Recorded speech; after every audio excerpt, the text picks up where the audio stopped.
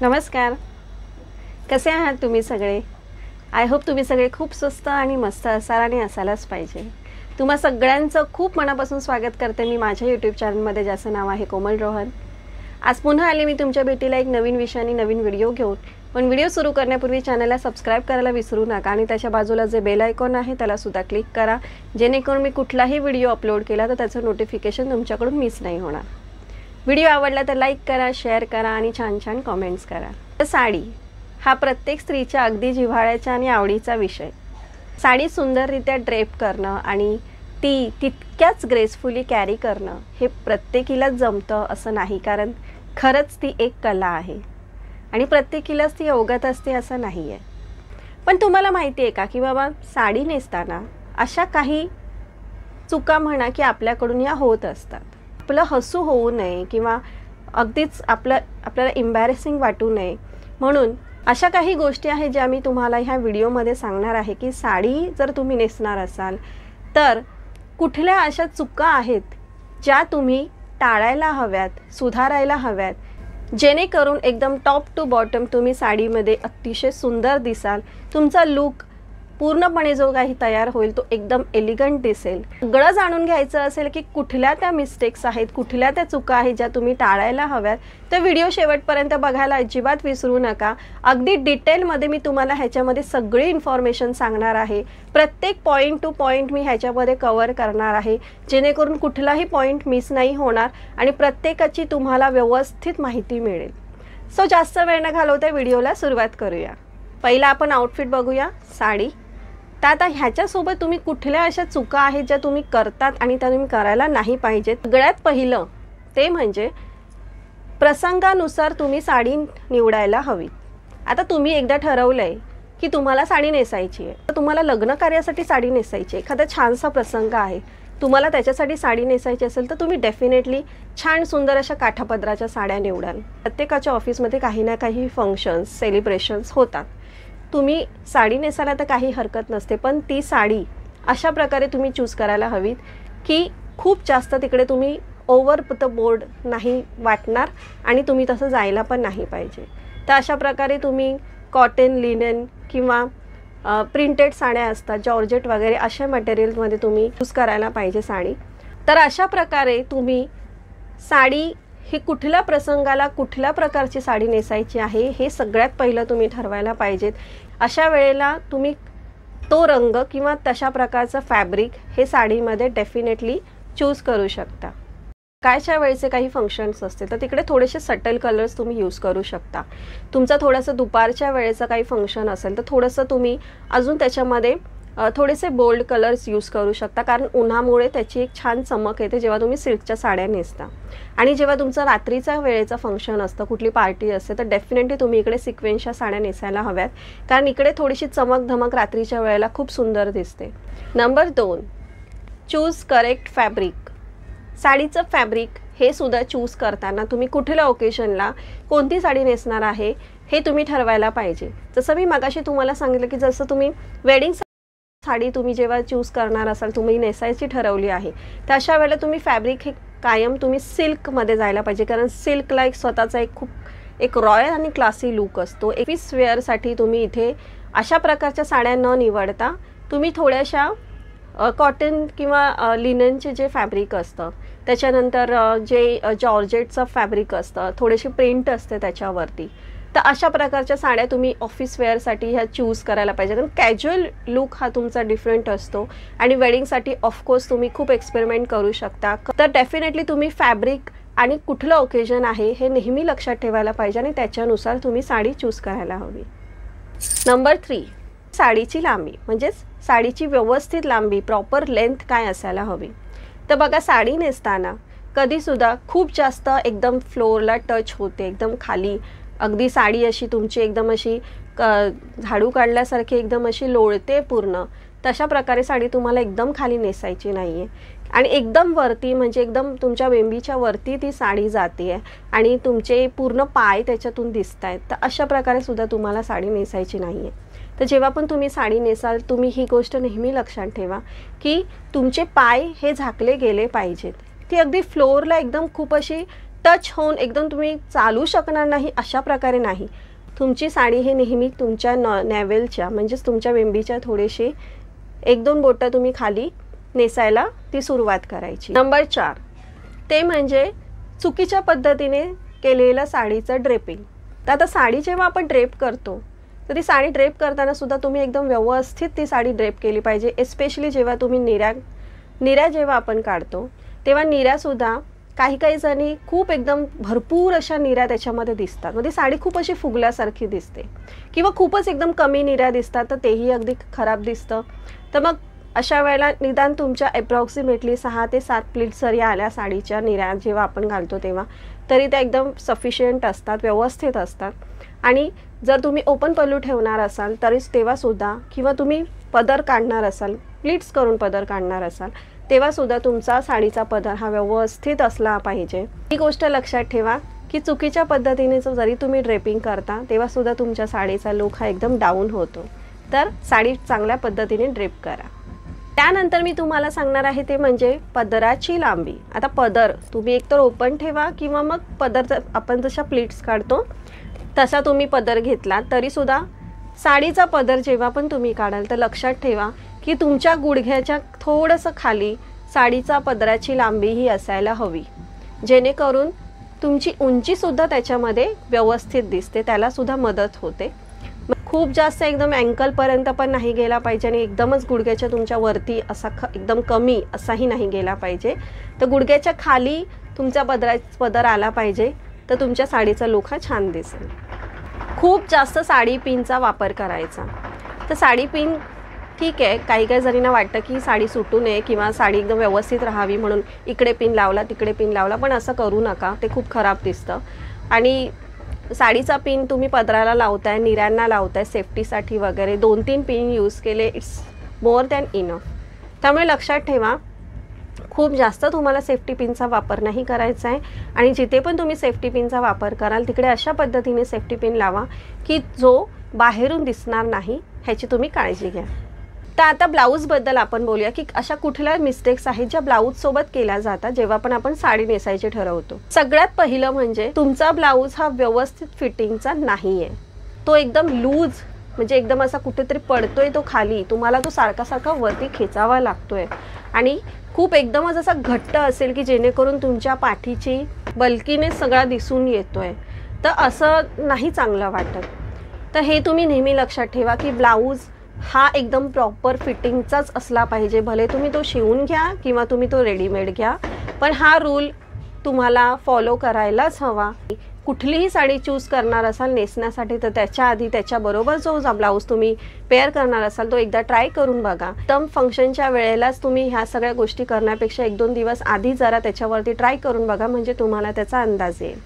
त्याच्यानंतर नंबर 2 म्हणजे जे आपले इनर गारमेंट्स असतात त्याला पूर्णपणे दुर्लक्ष करायचं. तर आता बघा, तुम्ही कुठलाही ब्लाऊज घालणार असाल तर आपले इनर गारमेंट्स हे खूप महत्त्वाचे असतात. तर मग काही जणींना मी बघितलं की फंक्शनमध्ये सुद्धा बऱ्याचदा त्यांच्या ब्राचे पट्टे वगैरे हे दिसून येतात पाठीमागून वगैरे. ही काही शो ऑफ करायची तर गोष्ट नाही आहे ना, मग ते शो नाही झाले पाहिजे अशा प्रकारे तुम्ही त्याची काळजी घ्यायला हवी.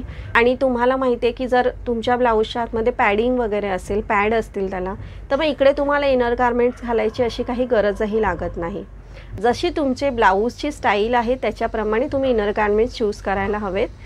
पण ही गोष्ट तुम्ही अजिबात निग्लेक्ट करायची नाही आहे. इनर गारमेंट्स हे तुमच्या ब्लाऊजच्या बाहेर अजिबात डोकावले नाही पाहिजेत, ह्याची तुम्ही काळजी घ्यायची आहे. नंबर 3, ब्लाऊजची चुकीच्या पद्धतीची असलेली नेकलाईन. तर आता बघा, खूप वेगवेगळ्या प्रकारचे पॅटर्न्स आहेत, आपल्याला आवडतात वेगवेगळ्या प्रकारचे पॅटर्न्स चूज करायला. तर रिटार्ट पॅटर्न आहे किंवा बोटनेक आहे, त्याच्यानंतर व्ही नेक आहेत, हे बरेचसे असे ट्रेंडिंग आहेत. तर ट्रेंडला धरून तुम्ही त्याच्या प्रकारे ब्लाऊजची पॅटर्न ही शिवू शकता. जर तुम्हाला खूप एकदम डीप नेकचे आवडत असतील तर डेफिनेटली गो फॉर इट. आणि जर तुम्ही कम्फर्टेबल नसाल तर प्लीज तसे एक्सपेरिमेंट करायला अजिबात जाऊ नका, कारण त्याच्यामुळे तुमच्या बॉडी पोश्चरवरती त्याचा पूर्णपणे इम्पॅक्ट पडतो आणि मग साडीमध्ये त्याचा लुक खूप खराब दिसतो. जास्त हेवी लटकन वगैरे तुम्ही ब्लाऊजला अजिबात यूज करू नका. नेकलाईन जितकी तुम्ही सिंपल ठेवाल तितके ते ब्लाऊज सुंदर दिसतात आणि एकदम हेवी लटकन वगैरे लावणं अवॉइड करा. तर आता ब्लाऊजबद्दल आपलं बोलून झालं. आता त्याच्यानंतर येऊया आपण पेटीकोटवरती. पेटीकोटसुद्धा खूप महत्त्वाचा रोल प्ले करतं जेव्हा पण तुम्ही साडी नेसणार असाल. पेटीकोटच्या बाबतीत सुद्धा बऱ्याच जणी खूप मिस्टेक्स करतात. तर सगळ्यात पहिली मिस्टेक ती म्हणजे त्याची लेंथ. आता साडी जेव्हा तुम्ही नेसणार असाल तर तुमचा पेटीकोट असाही खूप जास्त लांबीचा नसावा की तो तुमच्या साडीच्या पूर्णपणे खाली दिसतोय. किंवा मग तुमची साडी जर आता जशा खूप ट्रान्सपरंट साड्या असतात, जसं नेटच्या साड्या किंवा ऑर्गन्झा झालं, त्याच्यानंतर क्रेप मटेरियल वगैरे किंवा शिफॉनच्या साड्या वगैरे ज्या असतात, तर त्याच्या आतमध्ये तुम्ही जे पेटीकोट किंवा शेपवेअर घालणार असाल तर ते कसं थोडंसं सी थ्रू दिसतं. ती साडी खूप खाली आणि तुमचं पेटीकोट एकदम वरती असेल तर तो लुक अजिबात चांगला दिसत नाही.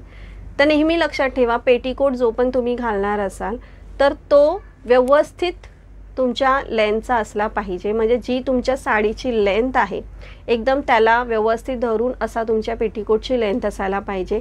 खूप जास्त साडीच्या खाली गेला नाही पाहिजे आणि खूप जास्त साडीच्या वरती तो गेला नाही पाहिजे. आता जसं मी तुम्हाला सांगितलं की नेटच्या साड्या, ऑर्गन्झा, सॅटिन, क्रेप, त्याच्यानंतर शिफॉन, जॉर्जेट ह्या थोड्याशा सी थ्रू असतात, ट्रान्सपरंट असतात. तर मग ह्याच्या आतमध्ये जसं साडीचा कलर आहे तशा प्रकारे तुम्ही साडीचा पेटीकोटचा कलरसुद्धा चूज करायला हवा. एस्पेशली ज्याच्यातून तुमचा कलर हा सी थ्रू जे मटेरियल असतं त्याच्यामध्ये स्पेशली तुम्हाला ही काळजी घ्यायची आहे. आता सिल्कच्या साड्यांच्या आतमध्ये एवढा काही ते सी थ्रू नसतं, त्या थोड्याशा थिक फॅब्रिक असल्यामुळे इतका पेटीकोट तुमचा दिसून येत नाही. सो त्याच्यामध्ये चालून जातं की कुठला वेगळ्या कलरचा तुम्ही जर पेटीकोट घातला असेल. पण बाकीच्या ज्या साड्या असतात ज्या ट्रान्सपरंट असतात त्याच्यामध्ये नेहमी लक्षात ठेवा सॅटिनचा पेटीकोट घालायला पाहिजे, जो की दिसायलाही सुंदर दिसतो आणि त्याच कलरचा असल्यामुळे तो साडीला व्यवस्थित त्याच्याबरोबर तो मर्ज होतो आणि त्यामुळे साडी खूप सुंदर दिसते. तर साडीवरती फुटवेअर चूज करताना बऱ्याच जणी मिस्टेक करतात. साडीसोबत ते रॉंग फुटवेअर चूज करतात. बऱ्याच जणींना असं वाटतं की साडीमध्ये कुठे आपले पाय दिसतात, त्यामुळे चप्पल कुठलीही घातली तरी काही फरक पडत नाही, कारण आपल्या पायाकडे इतकं कोणी बघत नाही. पण ॲक्च्युली तिथूनच सुरुवात होते, हे बऱ्याच जणींच्या लक्षात येत नाही. तर लग्न कार्यासाठी, कुठल्याही समारंभासाठी तुम्ही छानशी अशी ब्लॉक हिलची किंवा थोडीशी सँडल वगैरे ज्या असतात मेटॅलिक शेडमध्ये, गोल्डन, सिल्वर, जे तुमच्या साडीवरती वर्क असेल अशा प्रकारे तुम्ही त्याच्यावरती चूज करायला हवेत. म्हणजे थोडेसे एक ट्रेडिशनल टच असलेल्या अशा प्रकारचे फुटवेअर तुम्ही साडीखाली नेहमी चूज करायला हवेत. दुसरी गोष्ट म्हणजे तुम्ही जेव्हा पण हिल्सचे फुटवेअर घालणार असाल, तुम्ही साडी नेसायला घ्याल त्याच्या आधीच तुम्ही फुटवेअर घालायचे आहेत आणि मग तुम्ही साडी नेसायला सुरुवात करायची. आणि तिसरी चूक करतात ते म्हणजे अजिबात तुम्ही तुमच्या कम्फर्टनेसकडे लक्ष देत नाही. जितक्याचे हिल्स तुम्ही कम्फर्टेबल राहून चालू शकता अशा प्रकारचेच तुम्ही चूज करायला हवे, कारण की ऑब्व्हियसली आपल्या पायावरती पूर्णपणे वजन येतं आपल्या बॉडीचं आणि जेव्हा तुम्ही साडी नेसता, कार्यक्रमाला जाता, आपल्याला बरंच चालावं फिरावं लागतं आणि मग तुम्ही अशा वेळेला जर फक्त एक स्टाईल किंवा फॅशन म्हणून तुम्ही एखादी हाय हिल्सची सँडल किंवा शूज वगैरे घातले असतील आणि तुम्ही स्वतःच कम्फर्टेबल नसणार तर तुम्ही ते कसं ग्रेसफुली कॅरी करणार आणि कसं त्याच्यामध्ये तुम्ही चालणार. जितकं कम्फर्टेबल तुम्ही राहू शकता तितकंच तुम्ही ग्रेसफुली दिसू शकता. त्यानंतर ज्वेलरी निवडताना सुद्धा बऱ्याच जणी खूप मोठी चूक करतात, ते म्हणजे साडीबरोबर कुठले दागिने छान वाटतील हे अजिबात लक्ष देत नाहीत आणि कुठल्या साडीवरती कुठलेही दागिने घालतात आणि मग ते लुक पूर्णपणे मिसमॅच दिसतो आणि अजिबात चांगला दिसत नाही. तर नेहमी लक्षात ठेवा, जेव्हा पण तुम्ही सिल्कच्या साड्या नेसणार असाल त्याच्यावरती छान गोल्डन जर असेल, गोल्डन काट असतील तर गोल्डन ज्वेलरी घाला, ती जास्त छान दिसतील. पर्ल पण तुम्ही घालू शकता, कुंदन पण घालू शकता. सिल्वर वर्क असेल तर सिल्वरची ज्वेलरी किंवा ऑक्सिडाइज ज्वेलरी ही नेहमीच चांगली दिसते. आणि जेव्हा तुम्ही लग्न कार्यासाठी घालताय त्यावेळेला थोडक्यामध्ये तुम्ही दागिने घाला, ते जास्त छान दिसतील. एकदमच खूप जास्त हेवी दागिने घालताय अजिबातच तो लुक चांगला दिसत नाही. ओव्हर द बोर्ड अजिबात कुठल्याच गोष्टीमध्ये जाऊ नका. जर तुम्ही एखादा हेवी नेकलेस घातला असेल तर ट्राय करा की तुम्ही छोटेसे अगदी हलकेसे छोटे तुम्ही इयरिंग्स घालू शकता किंवा मग टोटली स्किप करा.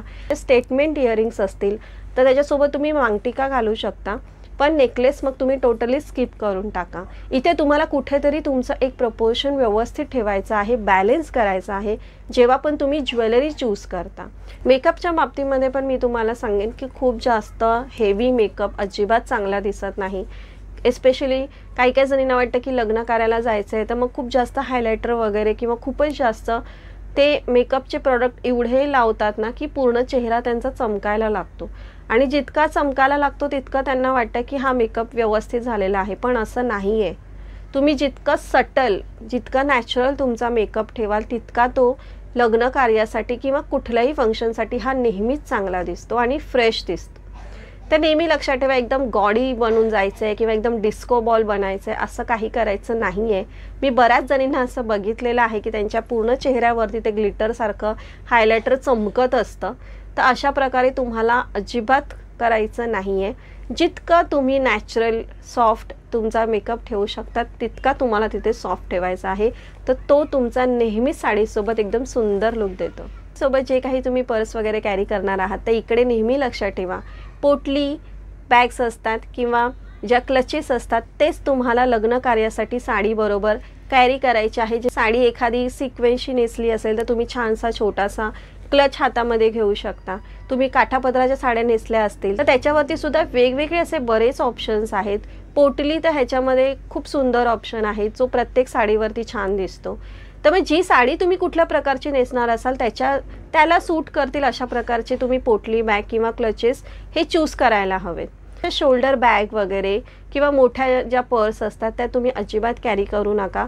त्या खूप खराब लुक देतात साडीसोबत.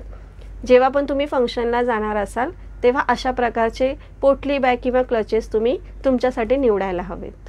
तर अशा प्रकारे मी ह्या व्हिडिओमध्ये अगदी स्टार्ट टू एंड तुम्हाला पूर्ण पॉईंट टू पॉईंट सांगितलेलं आहे की कुठल्या प्रकारचे मिस्टेक्स आपण करतो.